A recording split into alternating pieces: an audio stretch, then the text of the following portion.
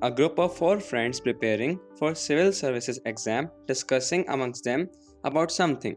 This exam is so tough. So much to remember in this, yaar.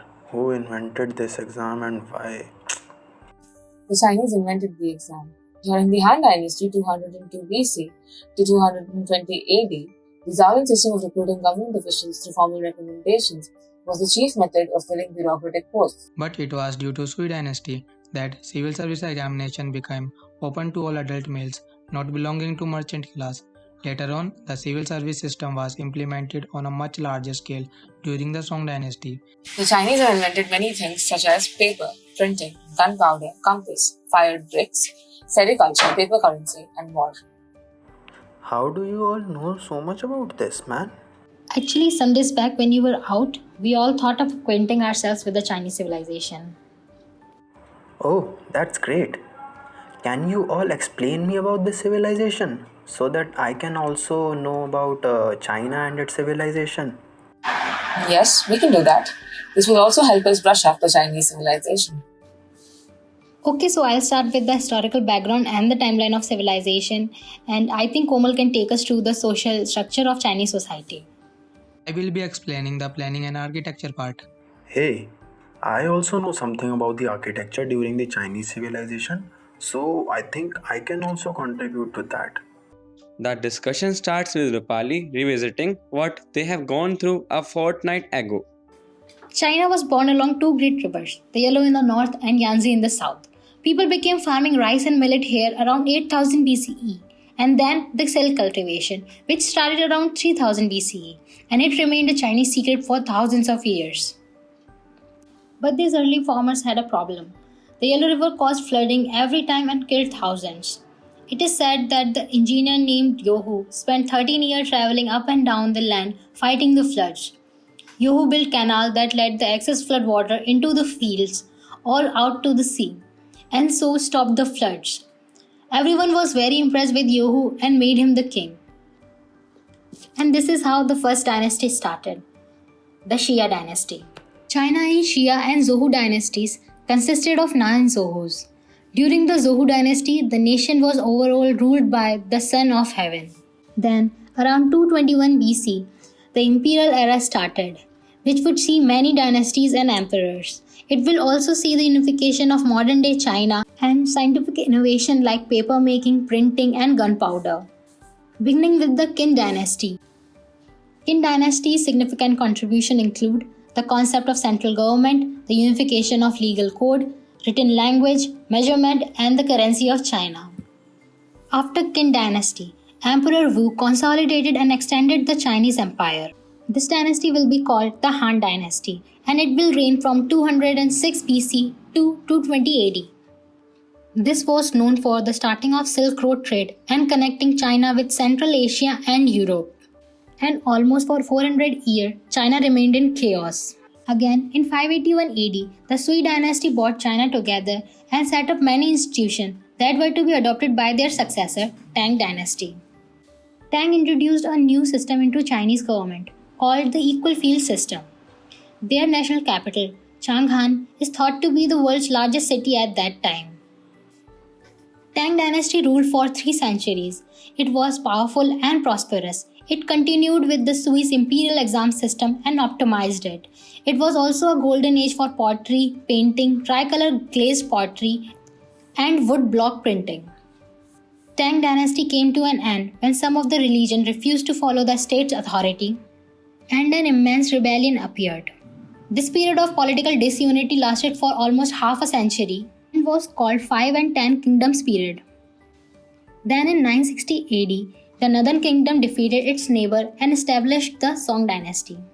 This was a period of economic prosperity. Song dynasty established its capital in Kaifeng and assembled China's first permanent standing navy, with an admiral's office at Dingai in 1132 AD under Emperor Renzong of Song. The Song era was also a period of technical advances. During the Song dynasty, the handicraft industry as well as domestic and foreign trade boomed. Many merchants and travelers came from abroad. In the beginning of 13th century, Genghis Khan unified all the tribes in Mongolia and founded Mongol Khanate and conquered an unprecedented swathe of Asia. And in 1279, Kubali Khan, the grandson of Genghis Khan, adopted China's custom and established the Yuan dynasty. This was the first dynasty to rule the world of China from Beijing as the capital. Trade, technology, development, and China's introduction to foreign countries continued under Mongol rule. Marco Polo from Venice traveled extensively in China and later described China's culture and marvels in his book Travels. The final dynasties of China, Ming and Qing, continued the imperial social structure and the imperial examination. However, they became increasingly inadequate in the ages of exploration, colonization, and industrialization. The Ming dynasty lasted from 1368 to 1644. After a series of natural disasters and rebellion movements, the founder Zhu Yuanzhang replaced the waning Mongol Empire in China with the Ming dynasty. Emperor strenuously tried to extend China's influence beyond its border. With a standing army of 1 million troops, the Chinese army conquered Vietnam for around 20 years. The Grand Canal was expanded and proved to be stimulus to a domestic trade. During the Ming dynasty, Great Wall's last construction was undertaken to protect China from foreign invasions. It was an era of native Chinese strength and prosperity, which faltered due to natural disaster and greedy leaderships. Eventually, the Ming dynasty fell and the Manchus in the northeast China grew in strength. And finally found the Qing dynasty, the last imperial dynasty in Chinese history. The two most famous emperors of Qing dynasty were Emperor Kangxi and Emperor Qianlong. Their reign were a golden age of prosperity. The complete dictionary of Chinese character was also put together at that time. However, the last Chinese dynasty is shamefully remembered for the forced trade of the late Qing era. China was reduced to being a semi-colonial country after the First Opium War, which began in 1839. Qing dynasty lasted till 1912. That's great, friends. Continue. I think it make me learn better. Now it's my turn. Let me explain the social structure now. The Chinese believed in strict social groups, and people were expected to behave according to their social position. This belief was further reinforced by the Chinese philosopher Confucius, who taught that strict social order and discipline were critical to a successful society. Men and women in ancient China were not equal, and men were afforded far more privileges than women. The Chinese strongly believed in elders' wisdom, and as such, grandparents were greatly respected.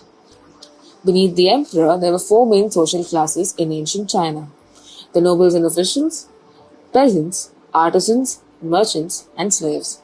Starting with the head or the emperor. The emperor and his family were at the top of the social scale in ancient China.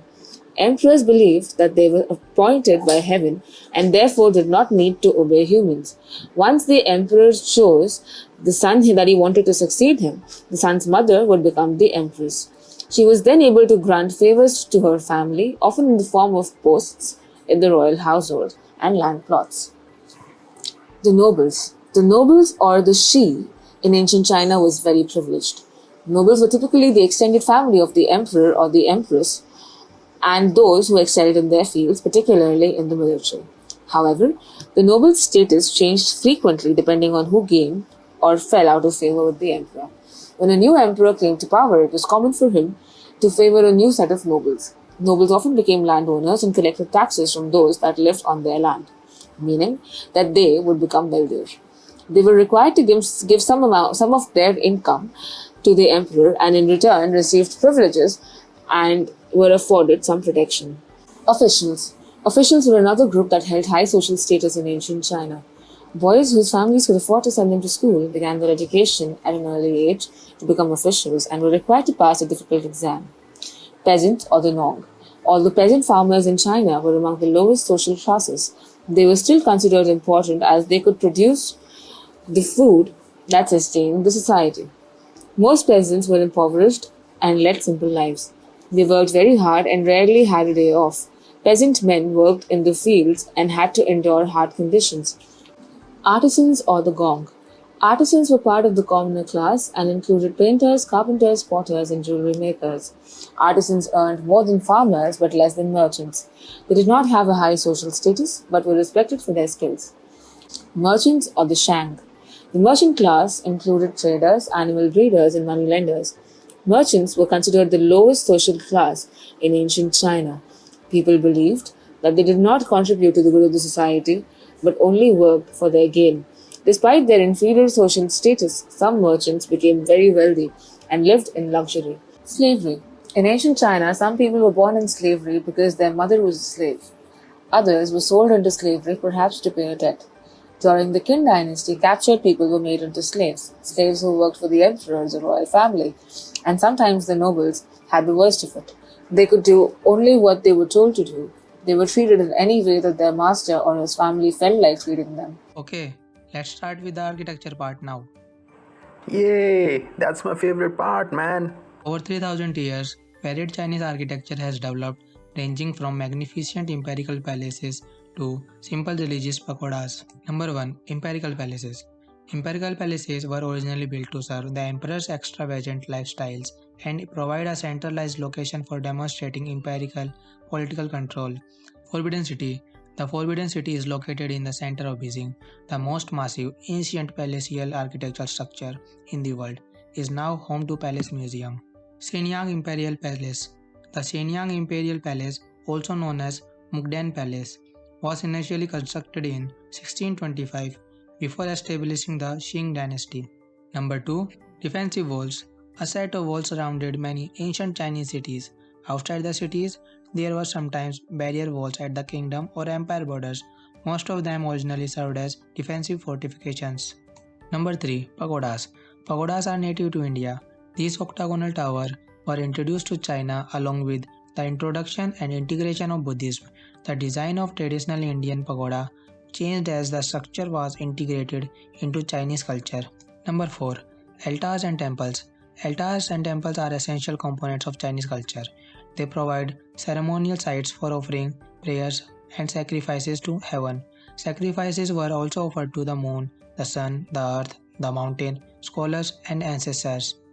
The Temple of Heaven.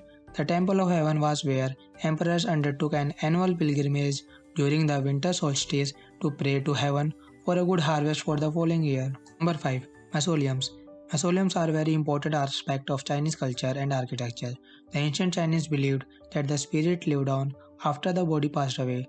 Therefore, elaborate mausoleums were built to honor those who had moved on to the other dimensions. Hey, I would like to add about ancient Chinese architecture features here. Correct me if I'm wrong. Ancient architecture in China stands out for its timber work, elegant practicality, symmetry, and decor. So let's go deep into it. Number 1 is fine timber work. The wooden architecture was the mainstay of traditional Chinese building. Wood was preferred for most traditional architecture structures, from the halls of the Forbidden City to typical houses. The components were mainly columns, beams, and purlins, which were connected by tenons and mortises. China's ancient wooden structure were quite intricately formed, sometimes without any nails. Elegant exteriors. Existing examples of ancient Chinese architecture are greatly praised for their elegant profiles and varied features such as overhanging eaves, upturned roof corners, and different shapes of roof. The third one is symmetrical layout. Most traditional Chinese buildings strictly followed the axis-centered principle with symmetrical wings. This reflected the aesthetic standard of harmony and symmetry in ancient China. Last one is the gorgeous decorations. Architects in ancient China paid special attention to color and adornments, from the whole building to specific part. They used different colors of paintings according to particular building functions or local customs. Carved beams, painted rafters, various patterns, inscribed boards, couplets hang on the pillars, and wall painting were used to add a color and beautiful style to interiors. And sometimes stone lions, screen walls, ornamental columns, and flowers were used to decorate the exteriors of the building. That's it from my side also. A great discussion, guys. We should do something like this every week.